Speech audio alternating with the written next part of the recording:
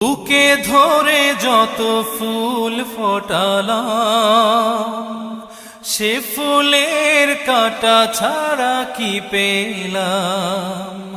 ভাগ্যের পরিহাসেরই নাম। বুকে ধরে যত ফুল ফোটালাম, সে ফুলের কাঁটা ছাড়া কি পেলাম। ভাগ্যের পরিহাসেরই নাম। কেন নিয়তির কাছে বারে বারে